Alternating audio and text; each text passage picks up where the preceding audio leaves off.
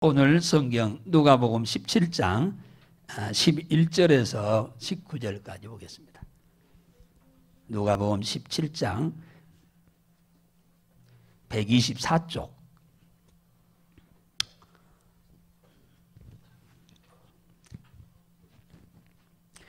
자, 또박또박 같이 읽습니다. 시작. 예수께서 예루살렘으로 가실 때에 사마리아와 갈릴리 사이로 지나가시다가 한 촌에 들어가시니 문둥병자 10명이 예수를 만나 멀리 서서 소리를 높여 가로되 예수 선생님이여 우리를 긍휼히 여기소서 하거늘 보시고 가라사대 가서 제사장들에게 너희 몸을 보이라 하셨더니 저희가 가다가 깨끗함을 받은지라. 그 중에 하나가 자기의 나은 것을 보고 큰 소리로 하나님께 영광을 돌리며 돌아와 예수의 발 아래 엎드려 살해하니 저는 사마리아인이라. 예수께서 대답하여 가라사대 10사람이 다 깨끗함을 받지 아니하였느냐? 그 9은 어디 있느냐? 이 이방인 외에는 하나님께 영광을 돌리려 돌아온 자가 없느냐 하시고 그에게 이르시되 일어나 가라. 내 믿음이 너를 구원하였느니라 하시더라. 아멘. 할렐루야. 네, 한 주간 동안 평안하게 사시다 건강한 모습으로 나오셔서 주의 이름으로 너무 환영하며 축복합니다. 오늘은 본문을 통해서 따라서 어디 있느냐? 어디 있느냐? 예수님의 일행이 저 이스라엘 남쪽인 갈릴리에서 시작해서 가장 북쪽인 예루살렘을 향해서 올라가게 되었는데 도중에 갈릴리 도하고 가운데 있는 사마리아 도하고 그 경계선 지역에 한 시골 마을이 하나 있었는데 그 마을로 오늘 예수님이 들어가시고 계셨다라고 설명하고 있습니다. 그때에 난데없는 10명의 한센병 환자들이 예수님께 도움을 청하고 있는 모습이 보이게 됩니다. 이들은 집에서 나와 산에서 살고 있습니다. 한센병이 걸렸으면 집에서 못 살아요. 동네에서도 못 삽니다. 스스로 나와야 돼요. 이들에게는 한센병이 걸리면 0.1%도 나을 희망이 없습니다. 그때 당시에 한센병을 고치는 의원도 병원도 전무했습니다. 많은 병들이 있지만 가장 못된 병이 바로 이 한센병입니다. 지구상에 있는 병 중에. 왜 그러느냐? 모든 병에 걸리면 사람들이 찾아와서 위로도 하고 기도도 해주고 갑니다만 이 한센병에 걸리면 직장도 그만둬야 하고 가정도 포기하고 떠나서 산속에 가서 살다가 죽어야 돼요. 그러니까 이 땅에 있는 병 중에서 가장 안 좋은 병이 바로 이 한센병입니다. 그리고 그들이 산속에서 홀로 살아야 하는데 이 한센병에 걸린 사람들은 참으로 불행할 수밖에 없지요. 다시는 집에 못 옵니다. 다른 병에 걸리면 사람들이 평소에 만나지도 못한 사람도 오잖아요. 외국에 있는 사람들도 오잖아요. 그런데 이 한센병 걸리면은 내가 떠나야 돼. 그런데 소망 없이 죽을 날만을 기다리고 있던 이들에게 복음이 들려왔습니다. 나사렛에서 살던 예수님이 모든 병을 고치실 뿐만 아니라 돈도 한 푼도 안 받고 고쳐준다고 하는 이 소문을 듣게 됐어요. 이것보다 더 복된 소식이 어디가 있겠습니까? 다른 데서는 절대 고칠 수가 없고 죽을 수밖에 없다고 하는데 예수는 모든 병을 고치시고 병도 고쳐주고 돈도 안 받는다고 하니 얼마나 기쁜 소식이냐 이 말이야. 이게 바로 복음입니다. 이 10사람의 한센병 환자들에게는 절망 가운데 있던 그들에게 소망이 생기게 됐습니다.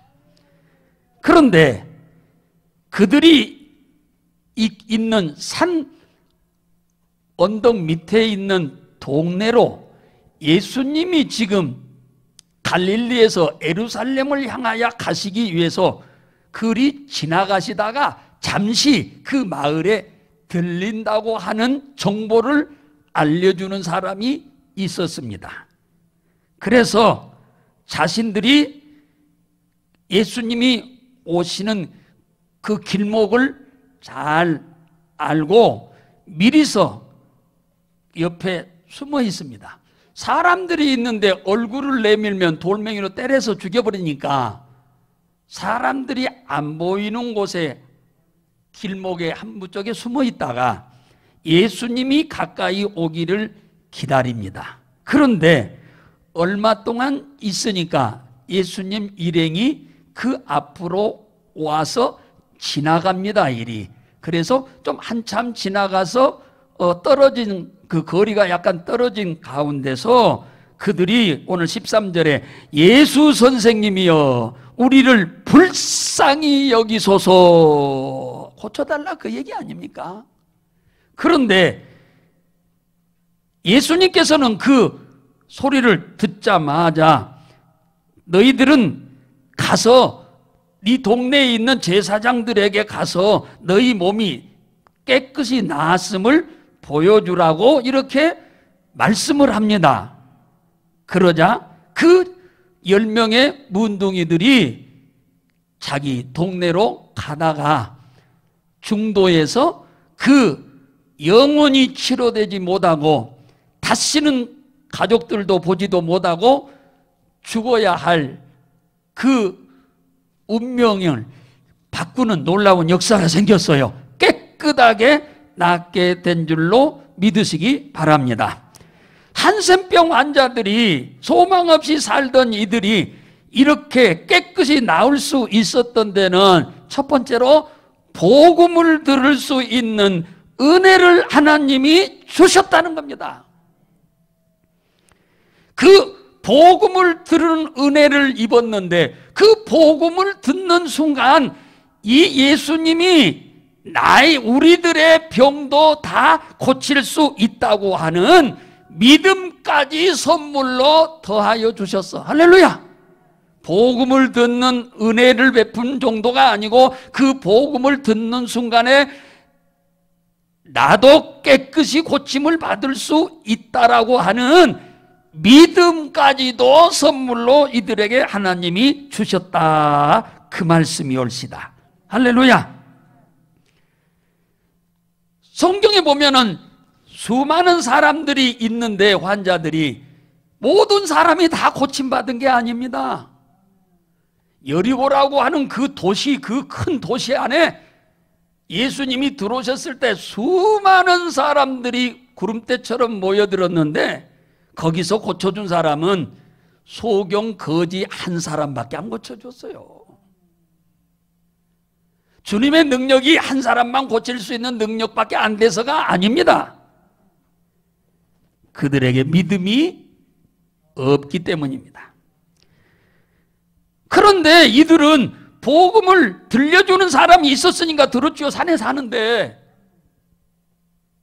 산속에 사는 사람들이 문둥이들이 어떻게 저 밖에 있는 일을 알겠습니까? 누군가가 알려준 게 아니에요. 가족이 알려줬을 수도 있겠죠. 가까이 가서 알려줄 수는 없고 글을 써가지고 이렇게 보내주었겠지요.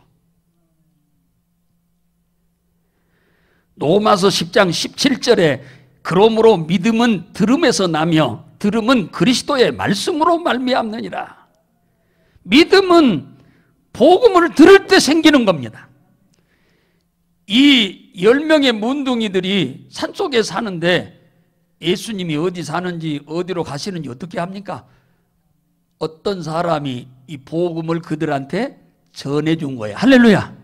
그것은 문서로 써서 전해줬는지 아니면 거리 좀 떨어진 상태에서 말로 전해줬는지는 정확히 알 수 없으나 누군가가 전해준 것은 사실이잖아요.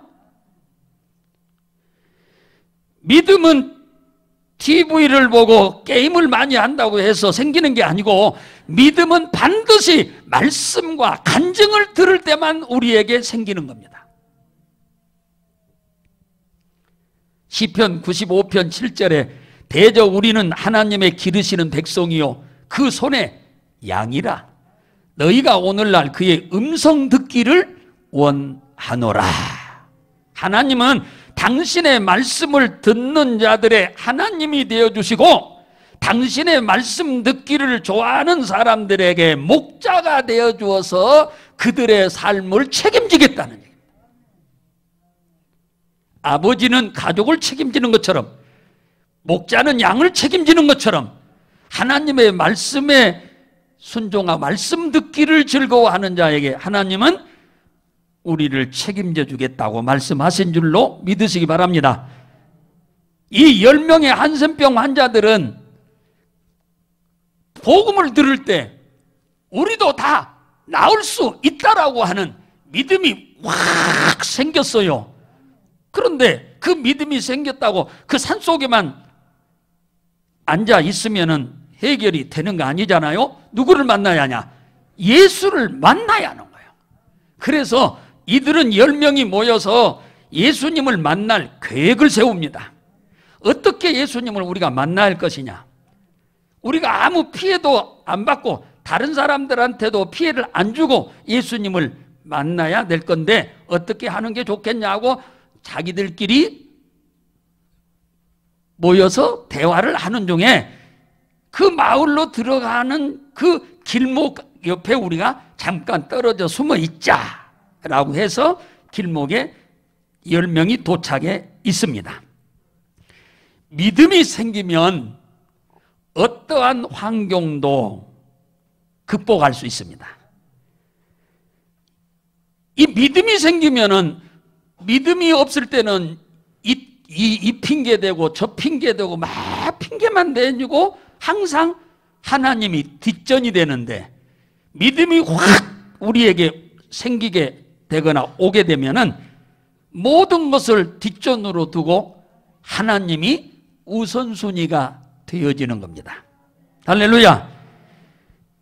믿음이 적을 때는 내 뜻이 우선이 되고 믿음이 장성하고 믿음이 커지면 하나님의 뜻이 내 뜻으로 우선순위에 두게 되는 줄로 믿으시기 바랍니다. 다니엘 기도가 지금 시작한 지 절반을 넘어섰어요. 열이틀을 했으니까 시간 참 얼마나 은혜스러운 시간인지 모릅니다.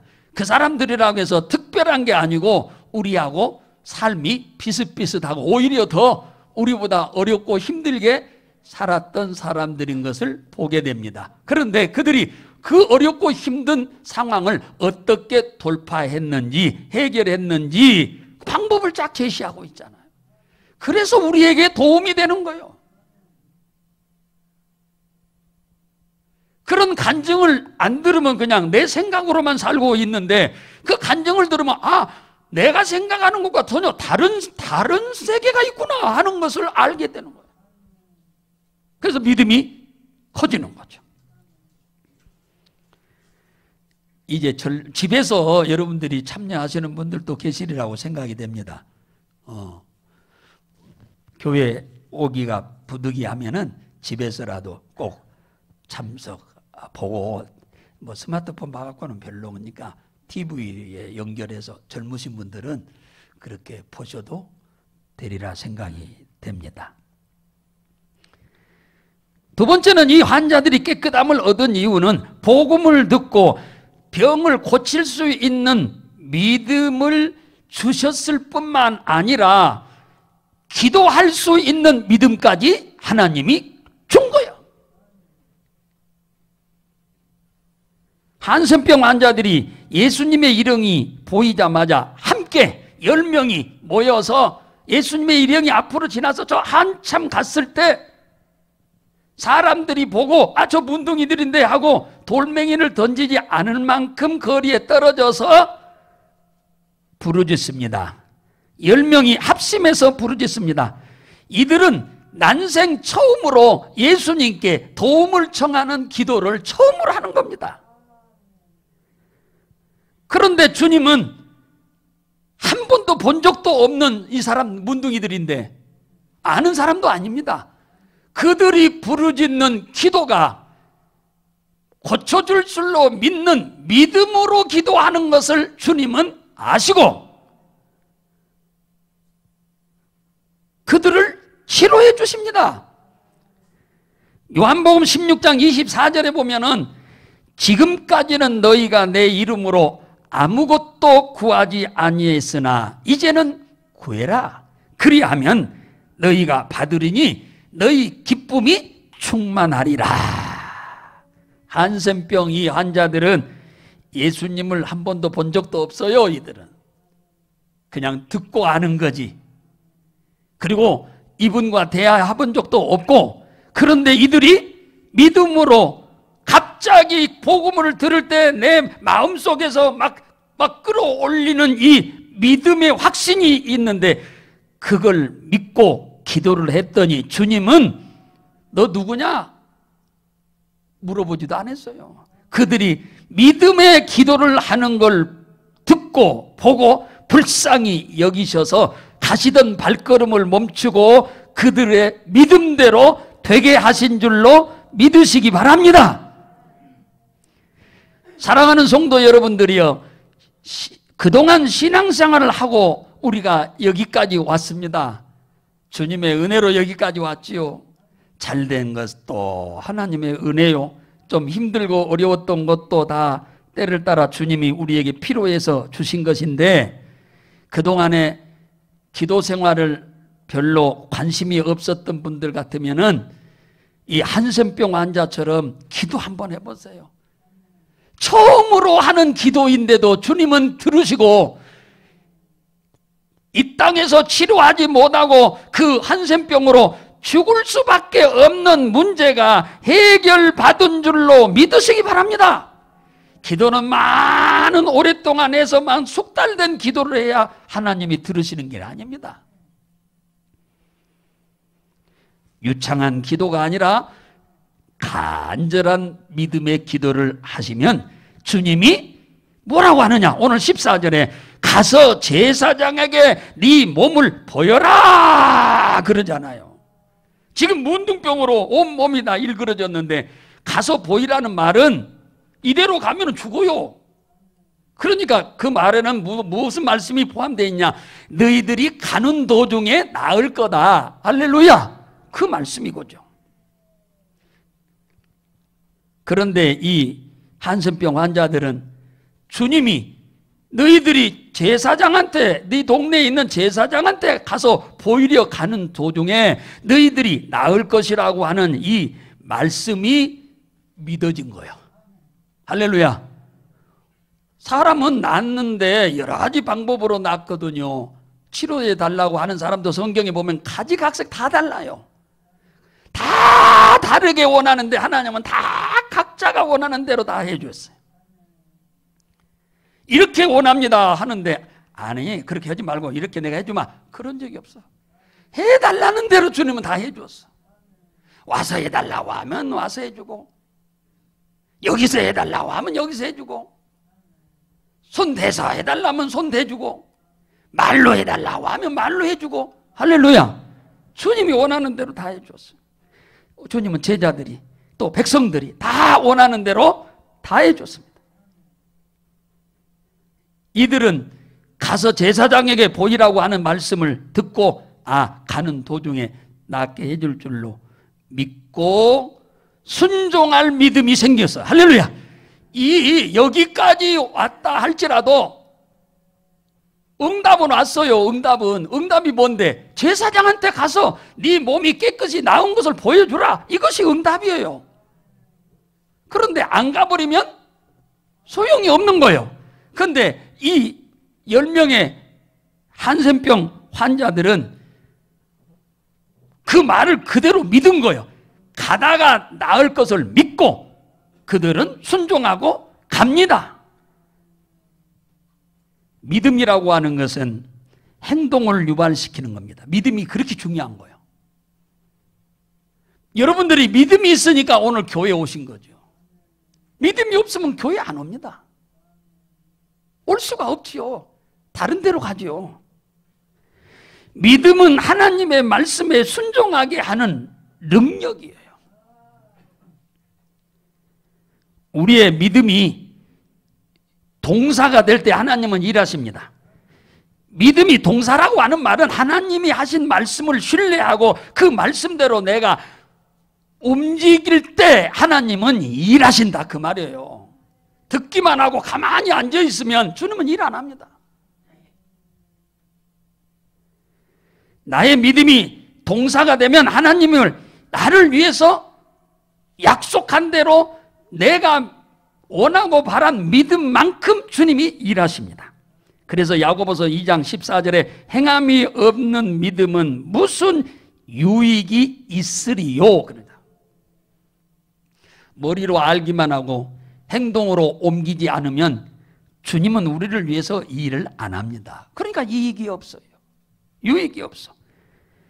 야고보서 2장 20절에 행함이 없는 믿음이 헛것인 줄을 알지 않느냐? 행함이 없는 믿음은 그거는 있으나 마나 그것은 믿음이 아니다 그 말이에요.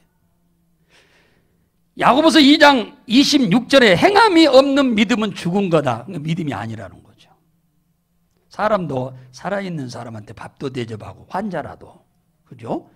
환자일 때 약도 대접하고 죽도 써서 대접하고 그러지 죽은 사람한테는 돈이 아무리 많이 있어도 대접 못 하잖아요. 우리의 믿음이 동사가 될 때 하나님께서 우리를 위해서 일하실 줄로 믿으시기 바랍니다. 여러분을 위해서 일하고 여러분의 가정을 위해서 일하고 여러분의 가족과 소유와 산업을 위해서 일하기를 바라시면은 주의 말씀을 약속으로 붙잡고 여러분이 이 중풍병자들처럼 한센병자들처럼 말씀에 순종하시기를 주의 이름으로 축복합니다. 10명이 지금 각자 이제 마을로 가야 합니다. 그런데 어느 정도까지는 다 함께 가다가 이제 흩어져야죠. 산에서 내려와가지고. 그렇잖아요? 예. 가다가 보니까, 발가락이 다 없어져 버린 사람들은 걷지를 잘 못합니다. 그러니까 굉장히 띠뚱띠뚱 하면서 잘 못 걸어요. 이렇게 해요. 그런데 갑자기 띠뚱거리는 것이 없어진 거예요. 그래서 이렇게 봤더니 샌들 사이로 보이는 발가락들이 다 생긴 거예요. 눈썹이 없었던 사람들이 보니까 눈썹이 새까맣게 다 생긴 거예요. 문드러져서 코가 하늘을 보고 있는데 코가 정상으로 다 치료된 것이 눈으로 보이는 겁니다.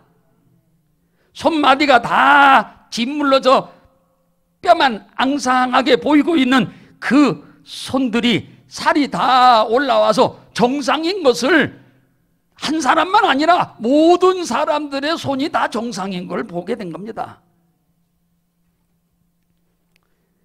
그들은 가다가 서로를 보면서 너도 서로 다 정상이 된 거예요. 보니까 길거리에 서서 서로 얼싸안고 엉엉 울면서 기뻐 뛰면서 얼마나 좋아했겠습니까?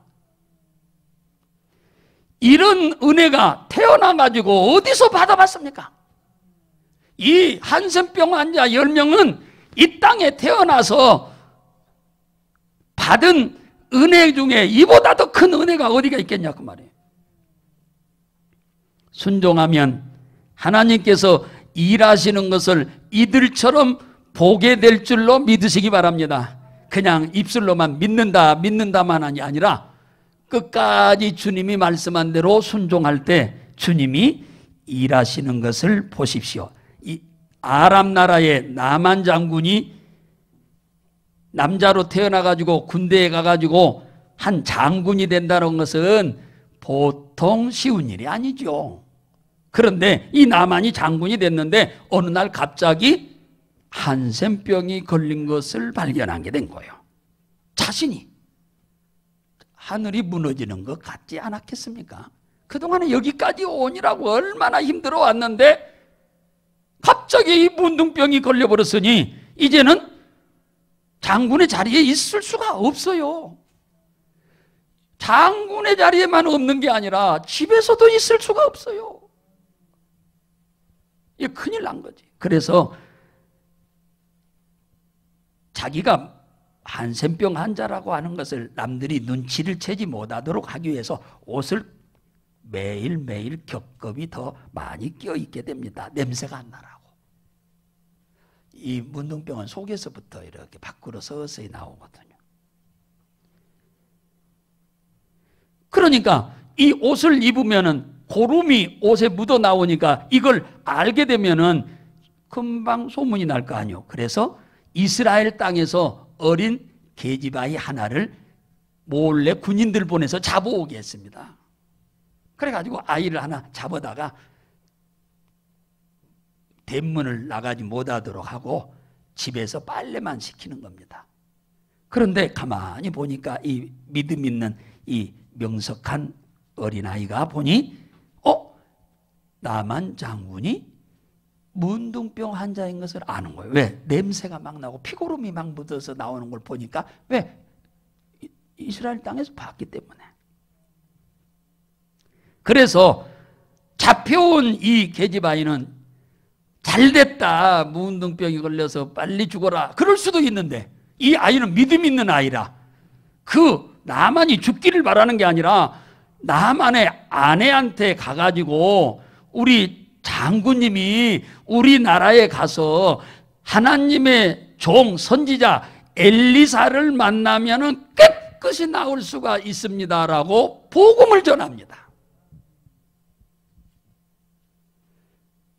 전혀 나을 방법이 없다고 절망하고 있는 이 나만에게 이 소식이 들려지는 순간 나만은 이 어린아이가 지금 증거하는 이 복음인데 그 복음을 듣고 그래 나도 저의 아이 말처럼 내가 이스라엘 땅에 가서 하나님의 선지자 엘리사를 만나면은 나도 깨끗이 나을 수 있다라고 하는 믿음이 확 생겼습니다. 믿음이 속에서 생기는 건 방법이 없어. 그런데 문제는 이스라엘 나라하고는 원수의 나라예요. 원수의 나라요. 그러니 갈 수가 있어야죠. 그런데 이 믿음이라고 하는 것은 자기가 거기 가면 나올 수 있다고 하는 믿음이 속에서 막 끌어올리니까 환경이 좋든 안 좋든 그것을 극복하고 그것을 해치고 나가게 될 줄 믿으시기 바랍니다.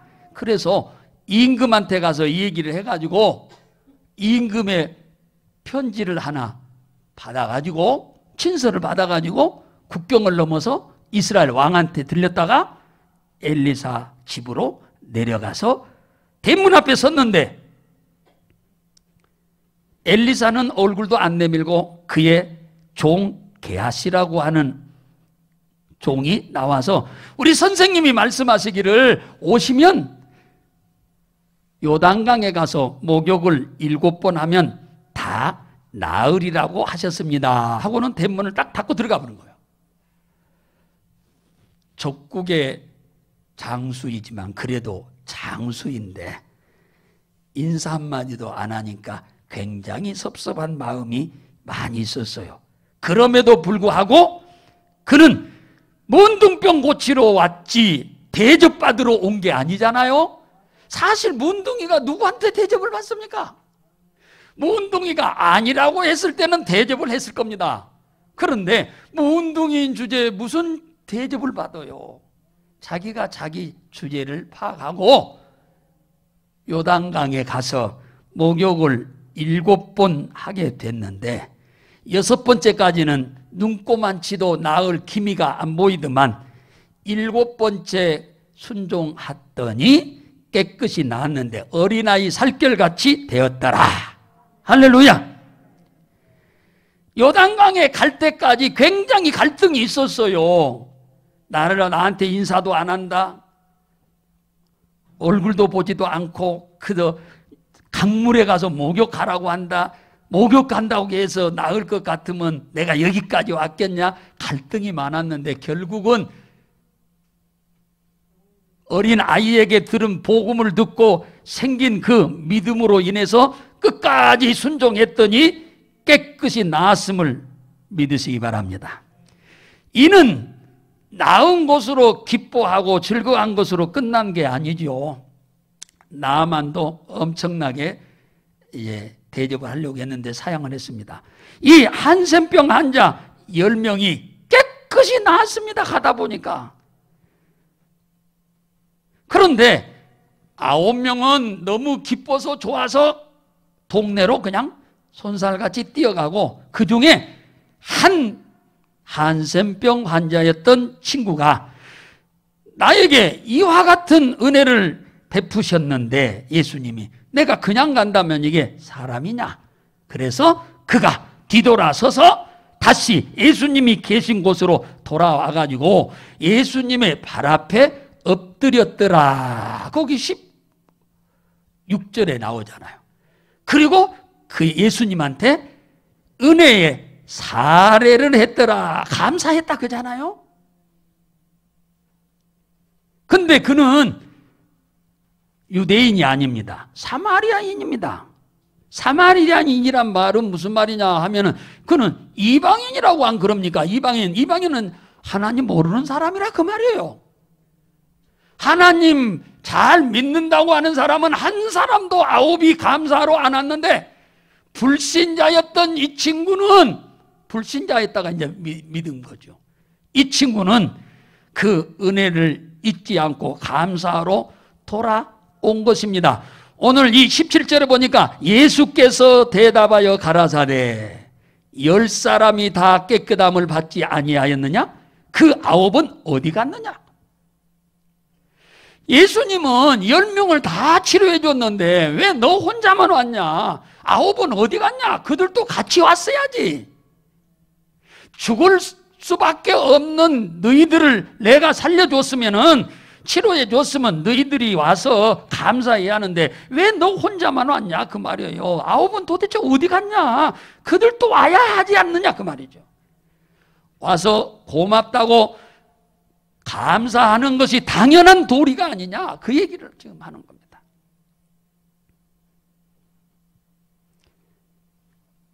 내가 죽을 사람을 모두 살려줬는데 9은 어디 가고 너만 왔느냐?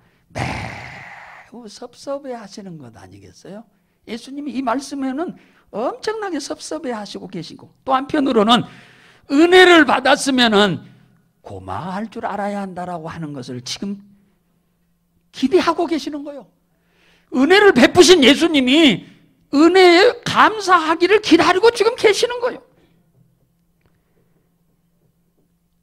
2022년 한 해도 벌써 10개월이 딱 지났잖아요. 11개월 차 지금 들어왔는데, 중순인데 하나님이 올 한 해를 뒤돌아보면 우리에게 베푸신 은혜가 한둘이 아니죠. 참 많지요. 그런데 나와 내 가정을 위해서, 가족과 산업과 소유를 위해서 여러분 기도 얼마나 많이 했습니까? 그런데 하나님이 그 모든 일들을 때를 따라 도와주신 것에 대해서 주님은 감사하기를 원하고 계신 줄로 믿으시기 바랍니다. 제가 여러분에게 한 질문 한번 해드려 볼까요? 한센병에 걸렸다가 고침을 받는 것이 감사합니까? 한센병이 아예 걸리지 않는 것이 더 감사합니까? 잘 모르겠어요. 코로나에 걸렸다가 나은 것이 감사합니까? 안 걸리는 것이 더 감사합니까? 여러분 다 똑똑하시네.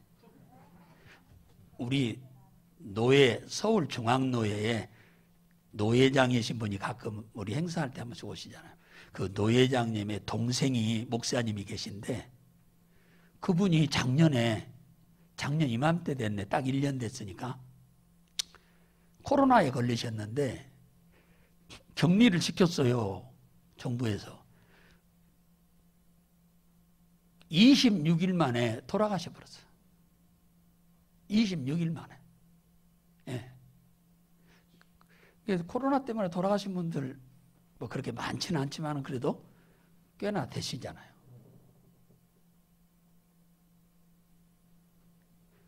우리는 이미 코로나에 걸려가지고 나은 분들도 있고 코로나 때문에 그렇게 큰 진통을 겪지 않고 그냥들 지나가시는 것들 보니까 얼마나 감사한지 몰라요. 잃었다가 찾는 것이 감사합니까? 잃지 않는 것이 더 감사합니까? 잃지 않는 것이잖아요. 한센병에 걸렸다가 고침을 받는 것은 진짜 감사할 일입니다. 코로나 걸렸다가 나은 것은 너무너무 감사할 일이에요. 그러나 한센병에 걸리지 않은 것이 더욱 감사할 일이고 코로나에 걸리지 않은 것이 더욱 감사할 일이고 잃어버리지 않는 것이 더욱 감사한 일인 줄로 믿습니다. 제가 오늘 이 말씀을 본문으로 삼은 이유는 다음 주일이 추수감사절이기 때문에 이 본문을 말씀을 드리는 겁니다. 시편 50편 23절에 아까 우리 권사님 기도 때도 이 성경 구절을 인용하시던데 감사로 제사를 드리는 자가 나를 영화롭게 하나니 그 행위를 옳게 하는 자에게 하나님은 구원을 보이리라. 여기서 말하는 구원을 보인다는 말은 천당 가는 구원을 말하는 게 아니고 어렵고 힘들고 벅차고 괴로운 일이 있을 때 하나님이 거기서 다 건져주겠다는 말씀이에요. 할렐루야. 감사하는 자에게.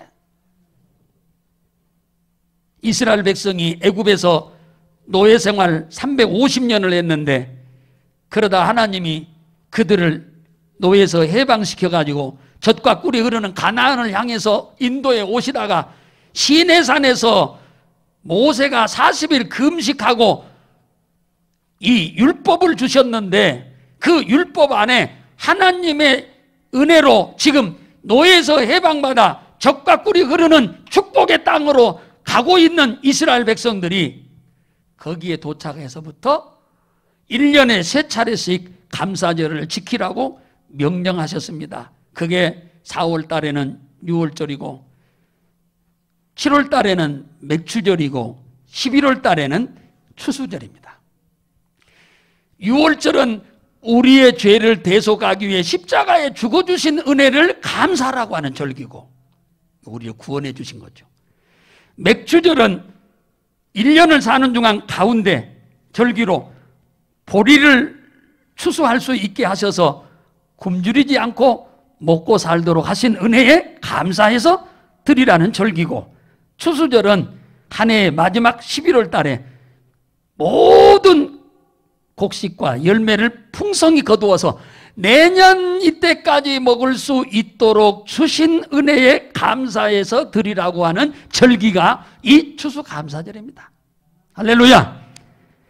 이 감사절은 하나님이 우리들의 소유를 뺏어가기 위해서 하나님이 하라고 하는 게 아니고 신명기 16장 15절에 보면 내 하나님 여호와께서 내 모든 물산과 내 손을 댄 모든 일마다 복 주실 것을 인하여 너는 온전히 즐거워함으로 감사를 드려라.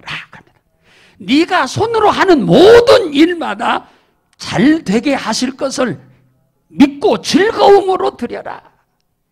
감사절은 우리 손으로 하는 모든 일을 복 주실 것을 약속하고 드리라고 하는 것인 줄로 믿으시기 바랍니다.